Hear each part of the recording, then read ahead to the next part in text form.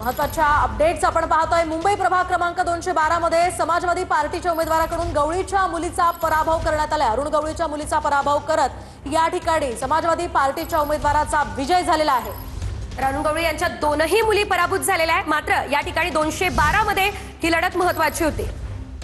तर समाजवादी पार्टीच्या उमेदवाराकडून गवळींच्या मुलीचा पराभव करण्यात आलेला आहे। मुंबईच्या प्रभाग 212 मध्ये समाजवादी पार्टीचे उमेदवार अब्राहणी यांच्याकडून खरं तर अरुण गवळी यांच्या मुलीचा पराभव करण्यात आला। आकडेवारी ग्राफिक्सच्या माध्यमातून मुंबई जे आपण पाहतोय, भाजप आणि शिंदेना 130 जागा मिळताना दिसतायत। राष्ट्रवादीला 2, ठाकरे बंधू 72, तर काँग्रेस या ठिकाणी मुंबईमध्ये 14 जागा घेताना दिसते।